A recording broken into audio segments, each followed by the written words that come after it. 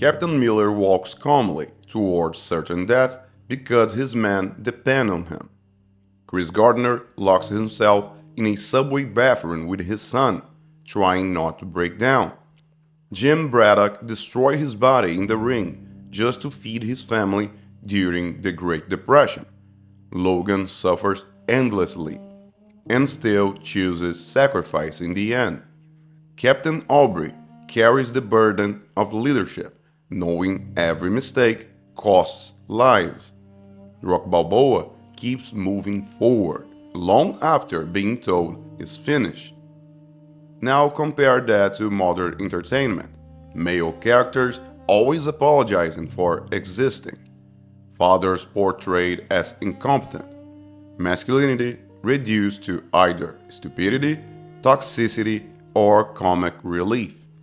And somewhere along the way, modern culture stopped understanding what masculine heroes actually represented. Because these characters were never admired simply for being strong. They were admired because they carried responsibility voluntarily. They endured suffering without surrendering duty. And I think modern storytelling has become very uncomfortable with that idea. Not because masculinity is evil, but because masculine competence implies something modern culture distrusts: hierarchy, standards, responsibility, sacrifice. Across history, masculine ideals were never supposed to represent domination alone. That's the modern caricature. At their best, masculine virtues represented control, strength in service of others, protection, discipline, leadership. The masculine hero wasn't dangerous because he hated people. He was dangerous because reality is dangerous, and somebody has to stand between chaos and the people they love. That's why these stories resonated across generations. In The Patriot, Benjamin Martin represents controlled rage, a peaceful father forced into violence only when his family is in danger. In The Last Samurai, masculine brotherhood, discipline, and honor become a path towards meaning. In Ford v Ferrari, masculine obsession transforms into craftsmanship and mutual respect. In Coach Carter, one of my personal favorites, discipline becomes love expressed through standards instead of comfort. These men are not admired because they are flawless. They are admired because they endure burden. That's the key modern storytelling often misses. Masculinity, at its highest form, is burden bearing. And no film captures this better than The Pursuit of Happiness. Chris Gardner is humiliated constantly, rejected, exhausted, poor, broken. But he keeps moving forward because his son depends on him. That's heroic masculinity, not domination, but responsibility under suffering.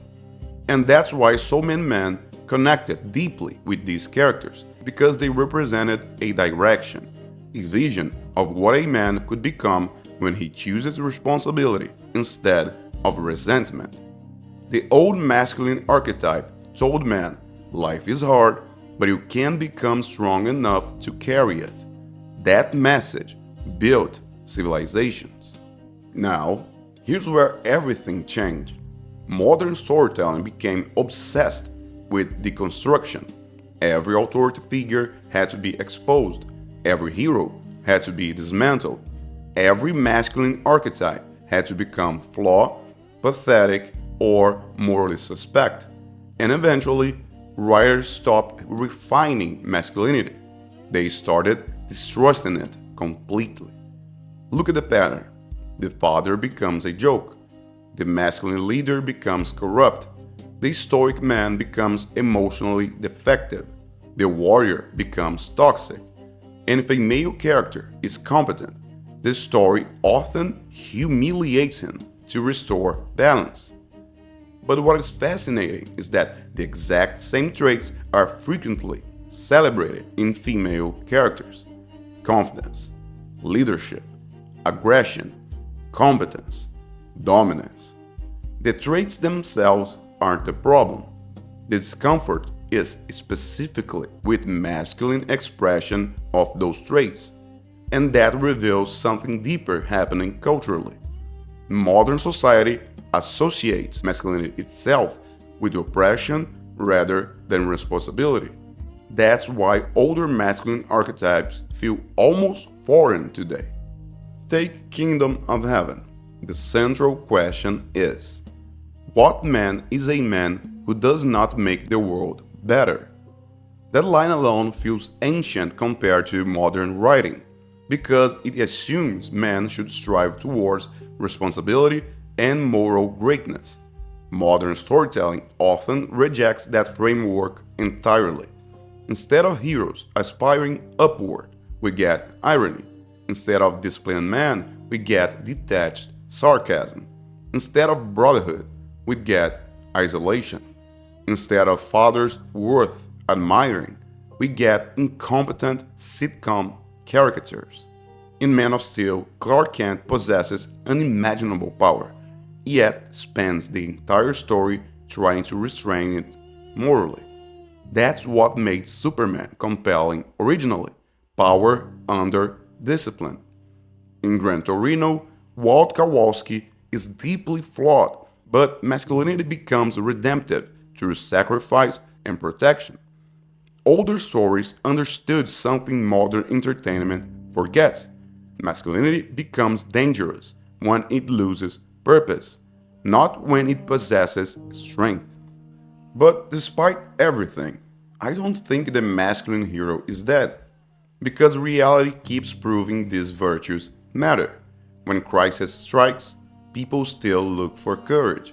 When families collapse, people still look for dependable fathers. When chaos spreads, people still look for leaders willing to carry responsibility. Deep down, human beings still admire disciplined masculine strength, not cruelty, not domination, not arrogance. Controlled strength guided by morality. That's why these stories survive generation after generation. In A Quiet Place, fatherhood literally becomes sacrificial love.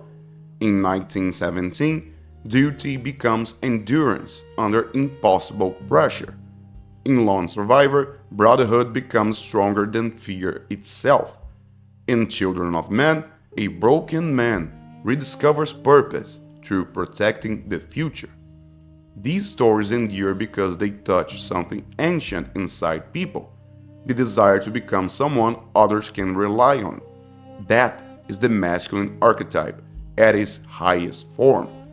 And maybe the real tragedy isn't that Hollywood forgot how to write masculine heroes. Maybe it's that modern society forgot why they matter in the first place.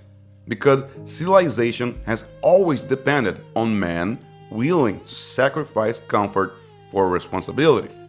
The firefighter, the soldier, the police officer, the father, the worker, the protector, the man who quietly carries weight so others can sleep peacefully.